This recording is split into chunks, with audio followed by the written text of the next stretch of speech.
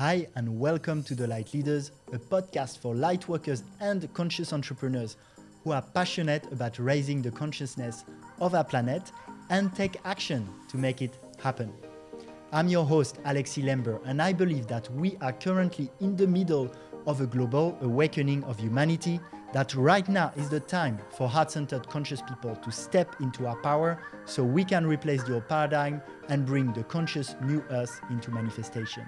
So here, I'll interview a variety of people who lead this movement of creating this new earth, whether they do it through a meditation course, a conscious podcast, or an ethical cryptocurrency. I call them light leaders. If you resonate with our mission, please help us spread the message by sharing this podcast. We're having more and more content getting censored, so we need your help. Make sure to stay in touch also by registering to our newsletter on thelightleaders.org. If you hear little nuggets you love and you'd like to share, screenshot this episode and share on your Instagram stories, make sure to tag us at the Lightleaders podcast and we will repost. Hey, there's a project I'm super passionate about. It's called the Lightleaders Mastermind. We're looking for people who really want to create better systems for the new us and see blockchain, cryptocurrencies and decentralized technologies as a great way to do it. More concretely, we'll have a few mastermind events with top guest speakers, and we'll create a group of like-minded people to build those new foundations. We want people who are passionate about the values around sovereignty and freedom and who are also capable and solution-driven. So if that sounds like you, I invite you to get more information on thelightleaders.org/mastermind. We also have a free Telegram group that you'll find there where you can get more info. Hi and welcome to this new episode of The Light Leaders. Today, I'm with Oliver Laurent. Oliver is a new paradigm social architect, systems designer, and active change agent who dedicates his life in service to the birthing of a new, healthy, and thriving society. Throughout his years of studying psychology, socioeconomic behavior, and consciousness, he has developed an in-depth understanding of pragmatic ways to achieve effective and lasting change in the way society organizes itself. Today, his work is pioneering an evolutionary new form of organization called the AZPO, Autonomous Zero-Point Organization. Oliver lives by and works to spread values such as stewardship, abundance, integrity, coherence, and balance. Oliver is on the rise as one of the thought leaders and catalysts in the accelerating planetary awakening. Oliver, welcome to the show. Thank you, Alex. It's a pleasure to be here. Thank you. And on a personal note, I'm also very grateful to have you here because we live in the same intentional community that we've started here in Ubud and expanding quickly. So a lot of co-creation happening with you too. Yeah, absolutely. And just want to give thanks to the amazing way the universe sometimes makes these connections happen, because you and I didn't know each other 2 months ago, and now we're already doing amazing things. So, and we're so connected that you already answered the first question that I usually ask my guests, which is, what are you grateful for today? What am I grateful for? Today I'm particularly grateful for the feeling of warmth that comes when we realize that we're not alone and that we're connected in what we do. I was driving on the way here and feeling the sun hitting my back and in really deep gratitude, and just think, wow, like when we let it in, when we let ourselves be supported, everything is here conspiring to help us succeed. And I'm really grateful for that. Oh, yes, beautiful. I mean, it's a bit of a tangent, but I feel sometimes when we are leaders in the world, we give out a lot. And at least for me, sometimes I feel, do I receive enough? And then I feel the sun and I feel Mother Earth, and I'm sure I do. Yeah, totally. I'd love to start to give a bit of context to the listener, the viewer. What's your why? What motivates you? And also how your activities here on that physical plane help bring that into manifestation? Yeah, it's a great question. Fundamentally, I believe in humans. I think that we have an incredible potential to be living in a really beautiful way and in a beautiful society and civilization. My background is in psychology, and so I've heard way too many times from not only university and academics, but also the average person, that human nature is simply not going to be conducive to some type of healthy, loving society. And is it a Hobbes? The man is a wolf for the man. Right. Yeah. Or even the selfish genetics of in Darwinian theory and a selfish gene and all of that. There is grounding to say that we have an element of self that wants to self-protect, but fundamentally I disagree with the absolutely unfounded observation that that's all there is to humans. We are incredibly powerful beings, incredibly able to love and connect with one another, incredibly able to co-create in a beautiful manner. We just have been born into a system which is bringing out all of the parts of us which try and self-protect. So it's a little bit tangential, but to come back to the main topic, I'm a believer that we can do it. We have the potential within us, and all we have to figure out is how we can organize ourselves better and bring out that potential even more, so that we can actually get to that type of society where we live in a healthy, prosperous, connected manner. And fundamentally, that's my why: help bring it out and help get there to that society. And you do that with the AZPO model we talk about? Yeah, for example. Yeah. Can you share in like a couple of minutes what's the AZPO model, and we'll get back to it more in details? Yeah, absolutely. Well, I think first and foremost, it's important to give credit where credit is due. The AZPO approach is inspired by many different thought leaders of the past. And in my specific case, it came through very clearly as a download. It was somewhat of my ideas and thoughts put in the mix, but a lot of information that came through directly through me rather than my mind creating it, right? And the AZPO is fundamentally an organizational type that is designed to bridge the current paradigm and the new paradigm, and to enable people to organize around ideas and projects as they operate in the new paradigm. Now, what is a new paradigm is maybe that was my next question. How does the new Earth look like? Right, it's a good place to start, I think. Many people have different views on what the new Earth looks like, but I think if we stay with the thematics, the simple things, we can probably, most of us agree on, is we don't have to be competing with one another if we have enough. And there is enough on the planet for everyone if we know how to organize it. And so the new Earth and the new paradigm, in my view, is a space where we are able to properly organize and distribute all of the abundance that is inherently here as part of the universe, all of the abundance that is our birthright on this planet, in a manner that everyone can be in a prosperous and thriving life. And what that creates psychologically is when people switch their baseline to lack and scarcity and having to help themselves survive into one of having enough, then they can start focusing on the exploration of their gifts. And the top of the pyramid of needs by Maslow. For example, yeah. And actually Maslow later in his life actually added a level to the pyramid, which is not typically shown in the traditional pyramid, which is spiritual actualization, as the level even above self-actualization. And, it's very hard to be spiritually actualized while you're still wondering what you're going to eat. Unless maybe it's the other side and you're eating a grain of rice a day, but that's a different story, right?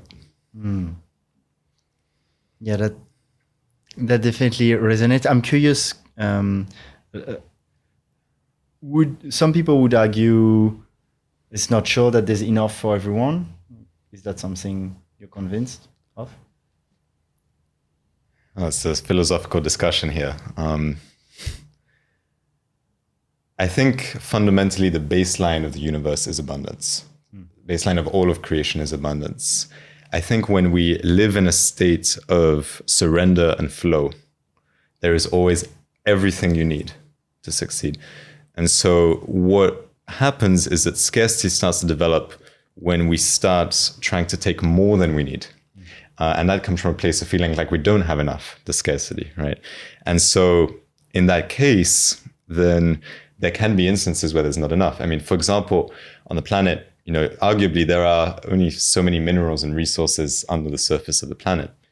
But I believe that there's an intelligence as to why there is exactly that amount of minerals and resources, and that if they're to be used wisely, then we can use them in a sustainable and regenerative way where there's absolutely plenty and enough for everyone. Now, in terms of food, if we were to use our land more effectively, the current calculation is there's actually enough potential for growing food on the planet to feed 2.5 times the current population of the Earth. If, and this is the if, we ate plant-based diets, because plant-based growing is much more efficient than growing meats and things like that. So obviously, these bring up controversial points that some people aren't always ready to hear. There's enough for us all to thrive, but maybe we need to start asking ourselves, well, what does thriving actually mean? I believe that we could build a society where the average person lives a more thriving, wealthier, and better life than the richest people today. So actually, could you paint a little bit how that new Earth would look like? Yeah, sure. First of all, let's talk a bit about how the economic system might look in that new Earth. I think I'll start off by saying I think there's going to be many experiments and many different people trying different things. But what I really believe in is a paradigm based on resources. Currently, money, we call a resource, but is not really. It's a representation of resource. It's not backed by anything. And even if it was, it's a piece of paper, right? Whereas resource itself, land, this chair, this podcast studio, those are things which bring real value. And then we use money to capture that value. So I think that first and foremost, the economy needs to focus on the resources themselves. Including knowledge, wisdom. Yeah, sure. Including that. I think that comes in at a later point where the exploration of people that have all of their needs met becomes one of growing their knowledge, their wisdom. When you're no longer having to work on the rice field or work behind a computer or whatever form of willing enslavement. What I meant is what you include in resources and things that have value. If you talk money doesn't have value really in itself, then I want. Yeah, I think we could say that knowledge is a resource in that sense. I think I was talking more tangibly. Okay. And so fundamentally, we can shift from money to resource, but I think to get there, and this may be something we can talk about later, there's many steps of transition that have to take place. People are used to the transactional nature of money right now. And maybe we have to only take away, or not take away, but give something in exchange for something gradually. Like people are hard to change and take time over generations. Now, that's not always true. 20 years ago, if you said, in 5 years' time, you're going to be letting someone into your home and they're going to pay you a bit of money, but you're going to do it, then we said, no, you're crazy, right? But then Airbnb came along and then changed everything. And so there are things which allow us to adapt rapidly, but oftentimes the reason we adapt is because they're bringing more value to our life, right? And so that's what we need to realize is that, okay, and I'm tangenting off of painting this vision of a society, but what we need to realize is that if it's bringing more value and we can directly see that our life is better, most people will say, yeah, I want to do that. So in a resource-based system, we look at how all of the resources we have as a collective, not what one has and what one owns, and we start to think in terms of a stewardship mindset where everyone together is co-creating the society that we want to live in. And we all have roles and we all have responsibilities and we all have our own genius and our own path and the way we wish to contribute to the society. But we're all doing it in some senses together and individually. It's the uniqueness of the individual leveraged for the benefit of the togetherness in the whole.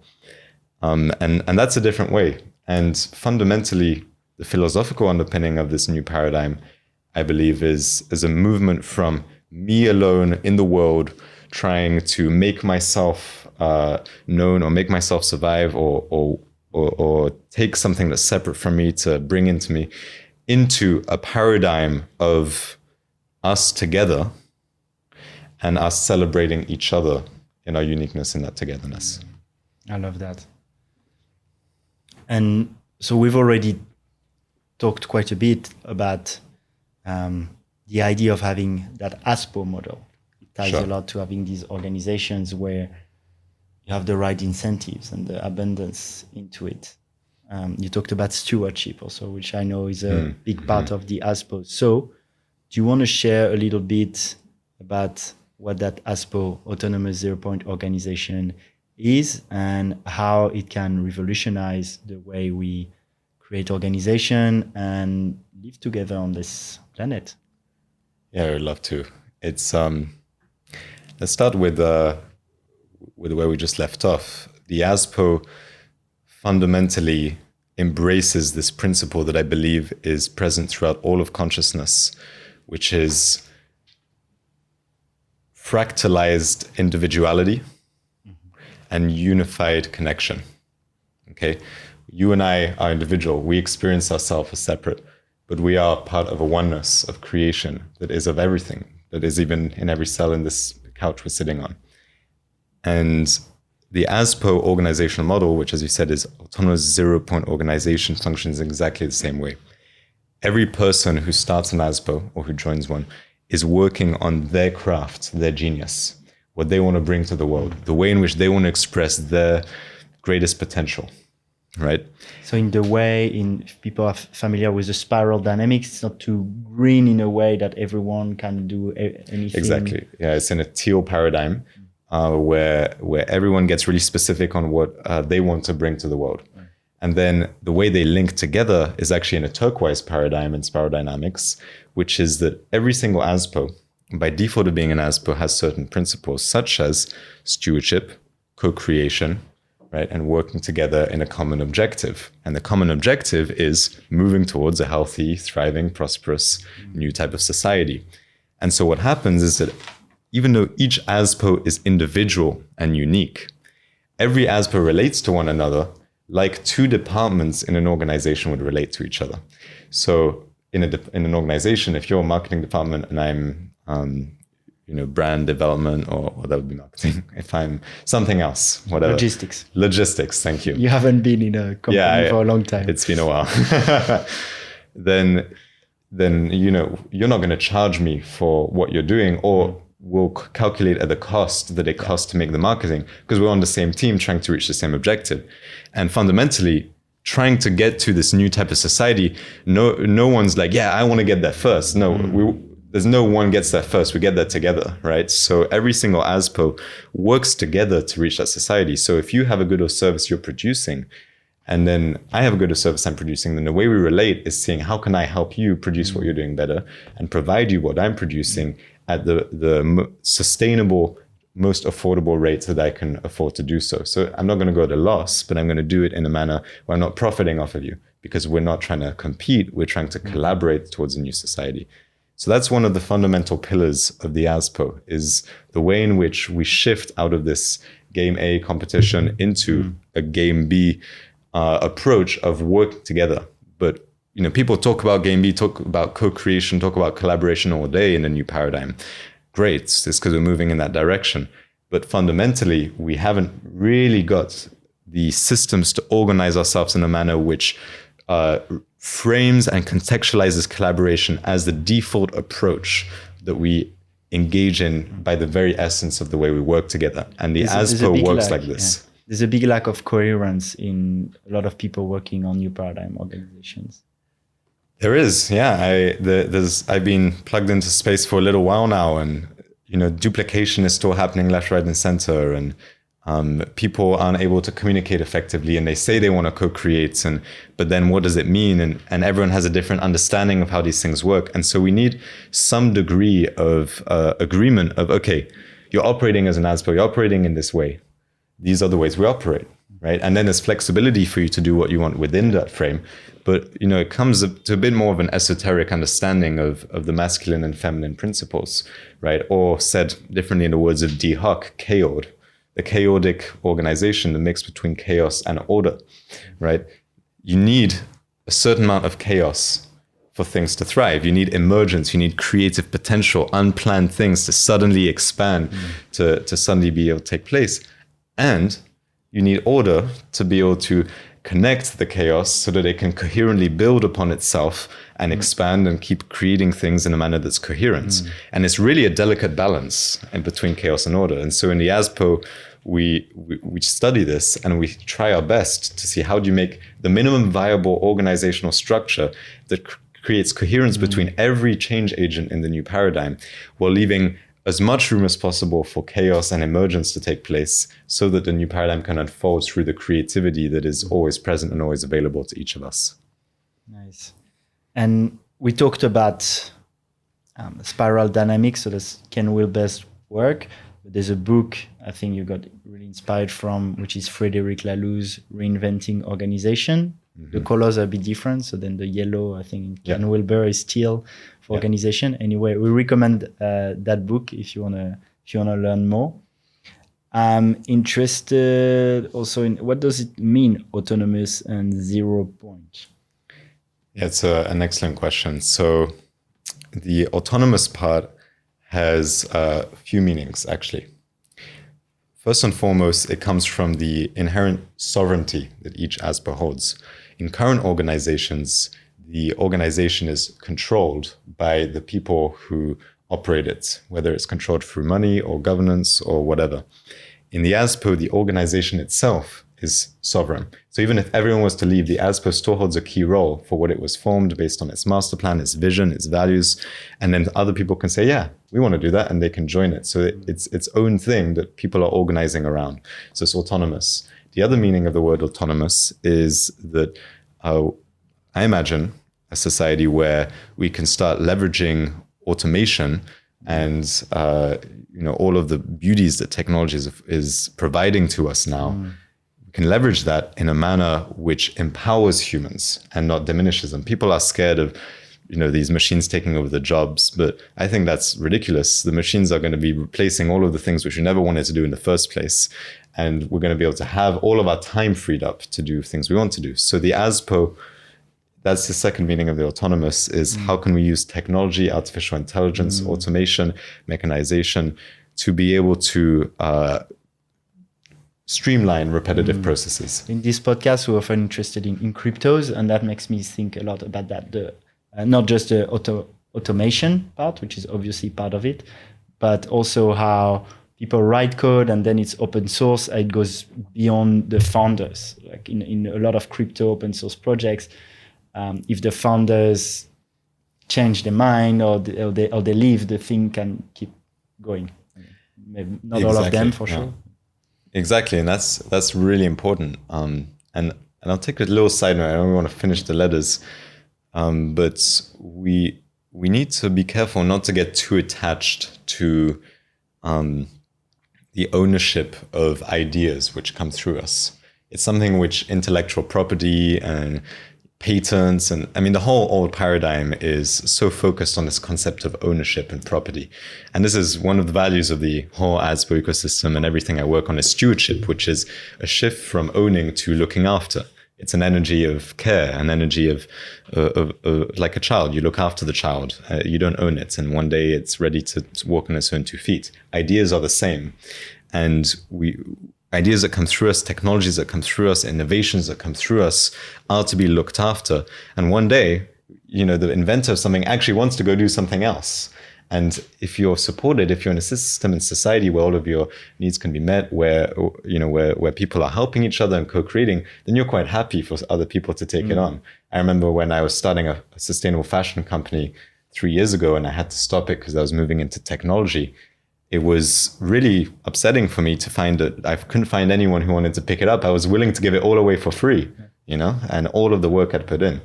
So anyway, it's a little tangent, but we need to shift into a different mindset about these things, and the AZPO embeds those values. So let's keep going. Autonomous, 0 point. That's the next point. So if you look at a torus, so this shape that is present throughout the whole universe, like an egg collapsing on itself, like two fountains in opposite directions, that torus shape is fundamentally the way that energy flows in the universe. In the middle, at the very center, is what's called the 0 point. In the human body, it's in the heart, right? And it's the point of total stillness, total connectedness with all that is, total potentiality of infinite manifestation. That's the philosophical side of the AZPO. The AZPO, in the way it operates in that emergence, is aiming to enable that potentiality of creation to come out and to not hang on to trajectories in the way that an organization typically does, but to be fluid and adaptable to the ever-changing circumstances, such that it can be such a lean organization that everything is possible in any moment, that we can adapt as an adaptive organization to whatever's emergent. And so we leverage the knowledge and insights of the 0 points to reach that. And one of the big ways we do that is through the way that profit is managed in an AZPO. Now, this is actually very important to this part of the definition, because it used to be called the Autonomous Zero Profit Organization. So it's the same abbreviation. Why? Because all of the excess profits that an AZPO is making, so it can make profit, can't be redistributed into shareholders or a few people who have invested. People can be paid back, people can be paid adequately or incentivized paid adequately, but all excess profit has to be re-injected into the creation of more benefit, value, and abundance for the society at large and the mission of that AZPO. Yeah, that's what you call not being extractive. I remember watching a video where you compare a bit with Amazon, which is obviously not an AZPO, but it has this in it that it re-injects, at least so far, its profit. Amazon gets a lot of criticism. But Amazon has done an incredible job at expanding globally. It's got the autonomous part figured out, in terms of how it automates everything. It's not particularly sovereign, but it's got the autonomous part. And it's got the part of growing at such a rapid rate by re-injecting all of its excess revenue into growth. And that's how in 20 years, this become the biggest company in the world, right? Essentially, with the most logistics and infrastructure in the world. Now, the AZPO approach does this as well, and it works quite similarly to a company like Amazon, except the purpose isn't capitalist extraction, it's service and transition to a new world. And instead of one organization doing it, it's hundreds, thousands, millions eventually of organizations that are working together as one whole organism while being sovereign in their mission. So you end up having an impact like Amazon, but through a fractalized sovereign enactment. There's not a CEO of AZPO. No. Even there's not a CEO of the overall network. There's a fractal distributed governance, but there's also not a director or manager of any single AZPO. People in an AZPO, as you said, Frederic Laloux, till organizations, are now operating in a manner where we're making decisions together based on the emergent information and the best direction to be able to fulfill why we started this in the first place. So we've all come together to start something, and now we're all figuring out, based on our different abilities and roles, how we can get to that objective in the most coherent and best way possible. So that's where the 0 point comes in, is from that zero profit. So I just want to clarify a second about this, because people can get confused when they hear zero profits. They're like, it's going to fail and no one's thriving. And it's like, because they think, if you're not making profit, you're not successful. No, so you do make, there's revenue and there's costs in an organization. You're going to usually have much more revenue than costs when the AZPO is functioning correctly. But then before you distribute this, you re-inject it into more value. Now, there's many ways you can do that to benefit society. One way is you may actually inject it in the people who benefit from your AZPO. So you may create education programs. If you're a supermarket, you may have free food programs for homeless people. Whatever it might be, you can create value in the community. The other side of the spectrum is that you can re-inject that profit into the price of what you're doing. If you are still selling, not all AZPOs sell goods and services. It depends. There's some nuance. But if you are still selling things, then you re-inject it into the price. And that lowers the barrier to entry to be able to consume those goods and services. Now, what I didn't mention is that the AZPO, fundamentally, one of the values is a society of integrity, which is defined as a society that ensures the health and thriving of all life. And so nothing that is being sold in an AZPO can be destructive to our society. Everything has to be regenerative in some way, or at least neutral. And so when that price is getting dropped, you're dropping the price of the thing that's helping the world. And so you're over time making it more and more accessible to more and more people by reinjecting your profits into the price. So you could end up with organic food cheaper than conventional. You absolutely could. Now, it's again, if you think of it as one organization, just one AZPO acting in a silo, it's hard to imagine how you're going to end up getting organic food cheaper than non-organic food. But if you start to remember that we're no longer in that illusion of separation and we're operating in a co-creative universe where we're all in the same objective, then suddenly you've got a food supplier that's an AZPO, you've got the delivery guy that's an AZPO, you've got the people who are working in the AZPOs, which are living in some housing AZPO. The cost... A lot of consumers. The cost of production is dropping and dropping and dropping until it's the cost of paying people, because then you're just in resources that you're using. And eventually the cost of paying people drops as well, because they're also living in some integrated whole system or some community of AZPOs. And so over time, you have an asymptotic drop of the cost, which means that over time you can asymptotically drop the price. And what does that create? That creates a situation where eventually not only does the good that is good for the planet get cheaper than the one that's not good for the planet, it actually gets to a point where it becomes free. But that only becomes when the resource supply chain can support that. And that's why this drop over time is very elegant, because you only drop the price in the AZPO to the extent that your supply chain can supply that demand. And so what we're fundamentally tapping into with this concept is the price mechanism in our society, which is stating, if it's an economic definition, that any rational and maximizing consumer will choose to consume something which is at a price incentive for them. As something's cheaper, you want to buy it more. And so even if someone doesn't care about the future, even if they just care about having food on the table, which, to be honest, is a lot of people in the world, right? Then they will still choose to engage in buying from an AZPO because they can get their food cheaper, whether or not they care it's organic even. Now, what's going to happen to their body? They're going to start eating healthy. They're going to be injecting their energy in the direction of the new paradigm, whether they know what that means or not. That's going to be going up the supply chain and creating more abundance and more AZPOs and more supply to be able to drop the price even more. So you have this positive abundance-based feedback loop that starts to get generated, where all people are more and more incentivized, the more and more AZPOs exist, to start putting their energy towards a new paradigm. And that's fundamentally with the uniqueness that we can bring with the AZPO model, is a pragmatic, effective, and economically backed manner to transition our society into a new type of world. And that's coming soon. We're working actively on it. Yeah. You mean in terms of the new... Yeah, that's a beautiful vision, and I can see it manifesting already. Absolutely. And, everything starts somewhere. And if there's enough intention into it, it can keep growing into its full fruition. You talked about having those downloads come through. Yeah. So I know that's the way you live. You're a lot in surrender and trust. Do you want to speak about that? Sure. Well, maybe it would be good to just take a moment to surrender. So what does that actually mean, right? It's non-resistance. Sometimes we're like, let's surrender. Surrender to me is the practice of remembering that not only am I not alone, but I'm not in control. I'm not in charge. There are certain things that I can help enable with my willpower, my ego, my ability to navigate this world. But there is something greater than us that is orchestrating so beautifully in perfection all of creation.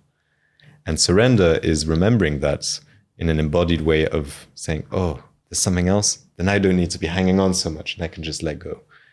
And it's tricky because, there's a lot of parts of us which want to control and hang on. But when we surrender, we enable the touch of the infinite intelligence to organize things in the best way possible. Whereas when we hang on to things, we're using our limited intelligence and our limited ability to control and move things to try and make it happen. So you might think, oh, but it's not going to happen if I hang on. Well, because I've been there a lot. Actually, when you surrender, it's more likely to happen in the most beautiful and perfect way that you could have ever imagined, because you're giving so much more power and freedom to the infinite intelligence than to your own. So to talk about a bit how I use this in my life, there is so many things which has happened in the development of Helix and the AZPO, in this other community project, which we might talk about after, that are absolutely miraculous. And they've only happened because I've stopped trying to make them happen and I've trusted that it can happen. And that's where the surrender comes in, is you may have an incredible vision of something you want to bring in the world. And I can tell you, my vision is so big that sometimes I dim it down just for myself to focus on the next 10 years, right? And not just get ahead of myself. And that's amazing, having vision and having somewhere you want to bring yourself and bring the world and make happen. But if you hang on to it, it's not going to happen. And so the easiest way to surrender is to say, I am here to do this. This is my work. So no matter what I do, I'm going to get redirected in this direction in some manner. So my biggest task is to realize in this day, what can I do in my best ability to bring my impact forward in the direction of the fulfillment of my vision. And if you focus on what's now, then all the pieces will keep aggregating into eventually getting there. But if you control it, then you'll get stuck on the way. Yeah, I feel that happens even more here in Ubud, Bali, where when I let, with some structure also sometimes, but I let the flow and surrender take over. There's a lot of magic that happens, including, we formed a little community here in Ubud, like less than 2 months ago. I think I met you 2 months ago. Something like that. Feels like way more than this.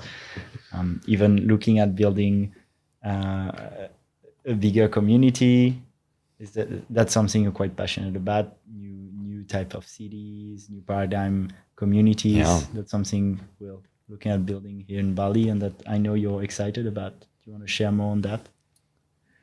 Yeah, absolutely. It was so interesting.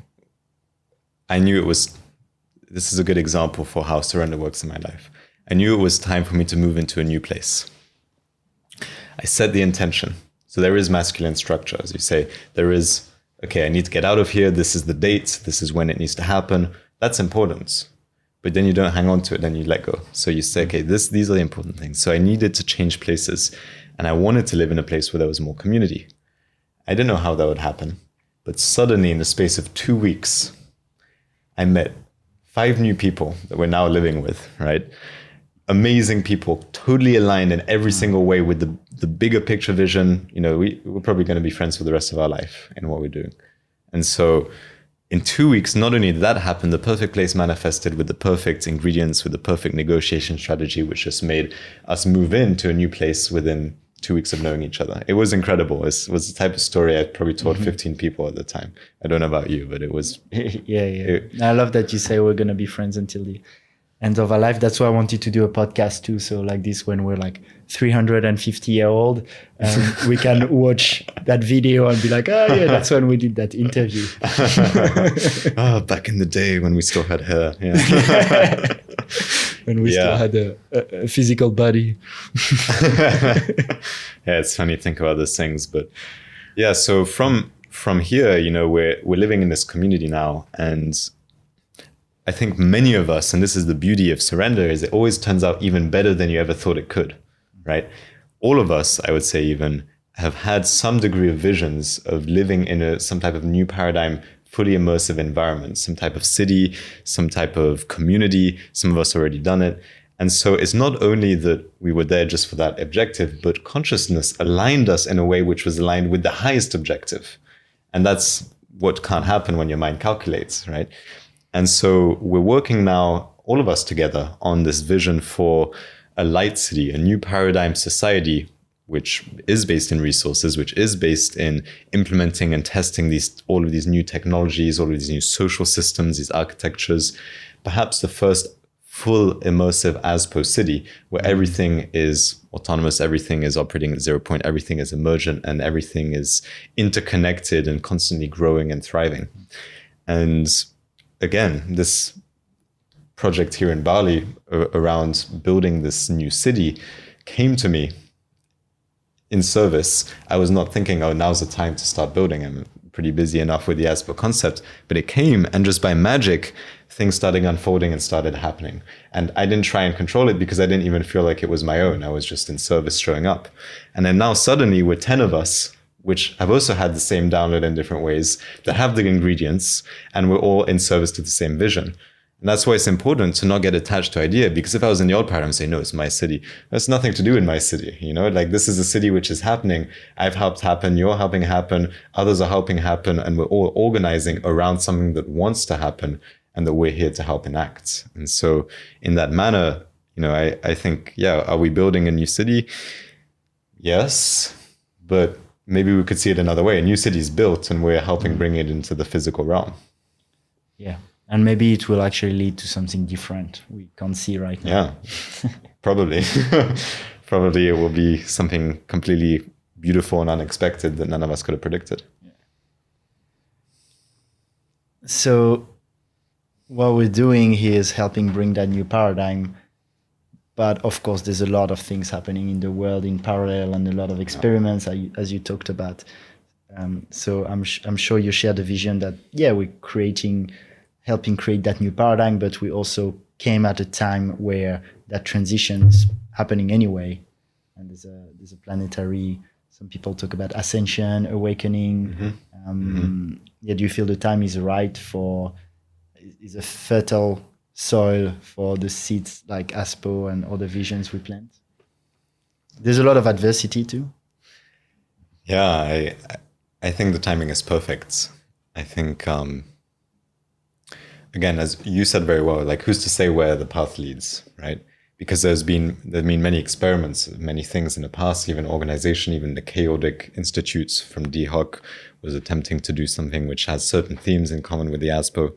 Now, some people say the time wasn't right for that because it's not a success today, but the time was right for that because now it's being used for things which might be a success, right? So we got to be humble to where we are and see that everything is constantly growing and evolving.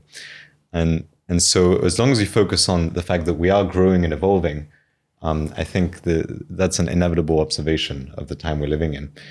So to answer your question a bit more fully, I think the best approach that we can take to help this great transition that's underway is to build from the current paradigm to the new, which is a lot of what we do with the AZPO and how we embed it in the current capitalistic society to help us move to a more co-creative and resource-based society, but also build the new and bridge to the old, because not everyone is already in the stage in their own life and their own journey where they're able to just suddenly go live in community spontaneously and self-organize in that manner. It takes a certain consciousness. Even in spiral dynamics, it takes teal to be self-organizing, right? Yeah, because there's different layers of it, but to me, we already live in that new paradigm. Yeah, but we're in a world where most of the population doesn't. There's a saying that the future doesn't arrive everything at the same time. It arrives somewhere and then it diffuses and ripples. I agree with that completely. And I think the new paradigm is here. I agree with you. Most days, I feel like I'm already living in it. It's also a choice. Yeah. And I've arranged my life in that way to enable that. So it's not a choice that's accessible to everyone yet, but more and more, it's a phase in. We're moving in that direction. And so ultimately, anything we ever do in this time of transition is enabling people to make that choice more easily, because we're not going to choose for anyone. Everyone's going to make their own choice as to whether they live or not in the new paradigm and in a new way of operating and being. And so AZPO is trying to make that choice more easy for people to put their energy towards a new paradigm, as we already said, or if they're already in their thinking, to partake in an organization type, which is of the new paradigm type, where they can be honored and valued and sovereign and free in an organization without the enslavement of the old types of society. So there's a big component of everything I work on, which is how do we give people more choice to be able to direct their energy towards a new paradigm. But as we said, we also have to build the new, and some people have to see it to believe it. So some people have to live in a society where there is no more need for money, where everyone is healthy and thriving, where everyone is celebrated, and to be able to say, oh, actually, this is possible. And so you need a bit of both. And I think it's so beautiful to see the amazing and creative ways that people are enacting their observations and their enactments of the new paradigm around the world. Yeah, it's beautiful. And you talked about money. Yeah. What is the place of money in that new paradigm? I think we have to take a step back and instead of looking at money, look at currency. And currency as a mean of value exchange, I think can grow. I think money is one type of currency. I think we then will probably move into cryptocurrency, as is already happening, one of the next steps. All of these movements I'm about to describe are overlapping. And then we're probably going to move into some type of barter-based system, probably. To be a bit clear about what I'm trying to show here, because it's a bit of a complex model I'm trying to translate, we need to gradually shift our perspective over how the value is exchanged. When we move from money to decentralized systems, we're shifting from central authority over money supply into collective authority over money supply. It's the first step from moving to singular to multiple. Then when we move from crypto to barter system, we're moving from transactional and buying nature of money supply into resource nature of the currency. And where suddenly I can't, just because I came in with a whole bunch of money, I can't buy a whole bunch of resources. I have to give to receive. And that's how the universe works. I have to provide something to get back. In your barter system, there's still some kind of currency that fluidifies, makes things easily, or if you sell carrots and I sell apples, we need to use these things. Well, that's the beauty of technology. Is back in the day, barter was I had to exchange with you, and we had to both have something. Some valuable. people say that's where money came from, because it makes things easier. Right, it did make things a lot easier, and it had a really beautiful place, and it still has a beautiful place today. Maybe you don't like my apples. Yeah, well, it's the thing with the intelligent barter system, and the Swiss have a system which has been tested for over 50 years. It's called the Verbank system. It's the Ver franc.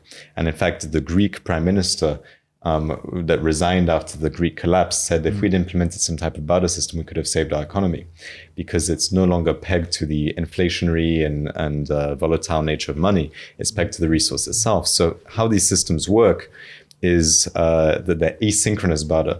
So you can provide your apples to me, right? Because I want apples, and I provide you barter currency, right? And I'm not transacting with you with what I have, but I'm giving you the currency that I had from a different trade I made. Yeah. And you can use that currency to make a different trade. So the currency is only earned through trading something, but it's not bought into, but you can then use it to trade anything you want. So it's a step away from the transactional nature of money and away from the inequality of who can buy money and who can control the supply, into a more direct access to resource. But then that's not the end of the picture. I think that then from barter, we move into what's called access. And access is only possible once we are living in a new paradigm society. And it's the premise that if I contribute my time and my energy into helping create this society in the first place, and into sharing my gifts with the society, then I can access the fruits of the society. So if I share less of my gifts and I'm kind of there sometimes and not, then I get a bit less access, right? But the amount of access is proportional to the amount of things that people can access are being produced by the society. So the more we create, the more there's access to distribute between the people who've participated. Wouldn't that be a little bit like paying taxes and having access to healthcare? Well, if the tax is my participation and the access is my use of the resource, you could see it that way. But here, access would only really need to be metrified in terms of your contribution to society. So it's you're metrifying how much am I contributing. And it gets, we have a whole research project we've done over like how you actually measure how you're contributing, because it's not an easy topic. But there is a premise on, okay, I'm contributing, I'm bringing my soul gifts. So now I can benefit from the abundance and the fruits of this society. So But to get to that mindset, most people think, okay, that's very idealistic. That's why I try to explain the spectrum of transition. There's many steps we have to get there. And we just try and look at the bigger picture and say, well, what do we need to organize and plan for now so that we can lead into that naturally? Part of it is in the downloads, and part of it is just going to happen through the movement of consciousness that is unpredictable and beautiful, that eventually will get us to a place where we are all living in peace, harmony, and prosperity. And you definitely have some flexibility in how you do now. So, for example, at the moment, most of the world works with money. So you use money, I think, with Helix, you raise funds. Yeah. Philanthropy mainly. Yeah. So because an AZPO is not owned by anyone, it's sovereign, it's stewarded, then you can't actually have equity shares of an AZPO. You can have stewardship rights, legally even, but you can't have equity. And so all of the raise we've done has been philanthropically. And people can get quite surprised because we raised quite a lot of money philanthropically. They get surprised that it's possible. And I invite people to challenge their assumptions about money, because a lot of people think there has to be this exchange based on separation and greed, or not always greed. Some angels are really happy to invest and see something thrive. Like there's some really good intentions out there, don't get me wrong. But we can operate in a paradigm where the people who have access to wealth in the form of money, in the form of energy stored in money, are willing to see this new world, are wanting to see a new society. So if you have a vision you can paint well enough of the type of new society you're helping to create, it's absolutely possible to connect with the right people which want to make that happen and are really happy to provide resources to do that. And so I think, we talk a lot in the spiritual community and personal development path on shifting one's perspective around money, right? It's a really important part of the journey. And I think a lot of it though is how you can make a lot of money, for example, in the coaching world. Right. Which is again based on scarcity usually, right? So the abundance mindset, how you can charge 100,000 for your program and remove your limiting beliefs around money, which is maybe part of the past. It was for me at least. Yeah. It's been part of my path too in the past. And I think in the last year or two, my path has really shifted into welcoming and being willing to receive, because the amount of money you can hold for projects or for a vision or something you're doing is not random. It's directly proportional to the amount of responsibility you have to use it well, and to the amount of receiving and allowing that you are enabling in your life. My biggest block to receiving investment in the earlier days of Helix was my own inability to feel worthy of receiving. And this is an internal thing. This is that then maybe gets communicated energetically or in conversations with people and everything. But as soon as you let yourself feel how worthy you are to receive, how much it's your soul rights to be doing this work right now, that you came here for this. When you realize that, then you open yourself up to getting all of the things which you need to make it happen. And then there's a slight distinction from in the personal development, abundance mindset thing, allowing to receive so you can get rich and own. And that goes to allowing to receive so you can steward more. Yeah, exactly. It's steward and enact your soul's work. So some people can still do it the old way, where you get rich or whatever by serving in some powerful way, and then you use that money to serve more. That as long as the link from consciousness's point of view is made where the resource is going to get injected into the movement of energy towards some type of new society, then usually the gate is opened for people. And so you need to see in your life, where do I need to open my own gates so that whatever comes through me, I will be dedicating to the highest potential of my soul's mission, my soul's journey, and to the unfoldment of why I'm here in the first place. So it is a matter of reflection, and there's many ways to do it. But I think that opening yourself to receiving and asking for what you want, asking for help, powerfully asking people, painting a vision of the future, including them, doing it in a unitive manner, that's what's worked for me, and that's what I think is incredibly effective in this day and age in raising capital. Thank you, Oliver. We're getting close to the end of the episode. Is there something you feel you want to expand more on?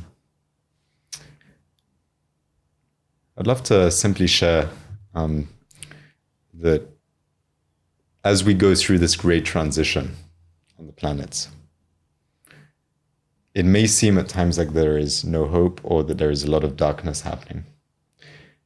The most important thing for each of us, and especially any light leader watching this, is that you remember that your consciousness is part of the divine. You have the creator within you, and what you focus on, you create more of. And so rather than see any of the issues or any of the problems or any of the symptoms of a crumbling society that is happening anyway, you don't have to do anything. That's just going to happen. Let's try the best we can to focus on what we want to see in the world, to put our energy there, to create it, and to share our gifts in a way with one another, which is already in alignment with the society which we were born to live in one day, and that we're all here co-creating together powerfully. Aho. Aho. I obviously want to see that vision come into manifestation. So if people want to participate, join, like they contact you. I know you have philanthropists also supporting the project that can help, like, or people who really resonate with their skills. How can people contact you? Yeah. So firstly, in terms of reaching out, the mission we're on is so big that we're constantly having more needs for more help. So, if anyone feels resonant with anything I've shared today, wants to participate their time, their energy, in whatever fashion, there's really many opportunities for that, from philanthropists to individuals. Now, in terms of where? Let's say instead of contact you, the right one would be contact someone who can help them create an AZPO, for example, or contribute to the whole overall movement. Yeah, certainly. So you can reach out to me directly on Instagram at Oliver Laurent, my Instagram handle. You can find us in a few places. You can find us probably through Alex. But, especially right now, we're focusing on building the core pieces to allow many, hundreds, thousands of AZPOs to form in a scalable fashion. So we're not right now in the space where we're onboarding many AZPOs. But we are in a space where we're welcoming incredible amounts of help of people who want to help out. We're growing the team every week pretty much now. And so it's just a matter of who feels resonant with the vision and who wants to come take part in some fashion in helping this paradigm shift to a cure into this type of society I painted today. And actually, you're part of the Lightleaders mastermind that is taking the road of becoming an AZPO too. As well. And if anyone watching is not part of the Lightleaders Mastermind, I highly recommend. It's an incredible opportunity to meet like-minded individuals, to meet people who are working on this new paradigm. Yeah. There's events in person, online. I've gained so much value from being in it already, and I really cannot recommend more that people join. Thank you so much, Oliver. And through that, we developed a case study of an AZPO of creating what you call a master plan, decentralized decision-making processes. It's very exciting. Absolutely, yeah. So we're super happy to have been able to incorporate those downloads into a very practical person. So doing a case study, seeing it manifest. Thank you so much, Oliver. I'm also very grateful for your service to the world in general, and being on that path with you, also living with you, building potentially cities with you, and all these co-creations. It's very divine alignment. So thank you so much, and thanks for being here. Thank you, brother, and thank you for your amazing gifts and all your service in the world. Much appreciated. And thank you to everyone who listened. Do you have a last word for the listener? Remember how powerful you are. Never forget. Thank you for taking some of your precious time to listen to this podcast. If you stayed until the end, I assume it was insightful. So if you like this podcast, please share with friends. Remember that if you tag us in your Instagram story at the Lightleaders podcast, we will repost. Tell us what you've learned. You can also leave a review on your favorite podcast platform. Now, if you want to stay posted about new podcast releases, especially as we get censored more and more on big tech platforms, make sure to join our newsletter and our Telegram. You'll find the links on thelightleaders.org, and feel free to contact me directly too, whether it's for feedback or potential collaborations. Thank you again, and let's co-create the conscious new Earth together.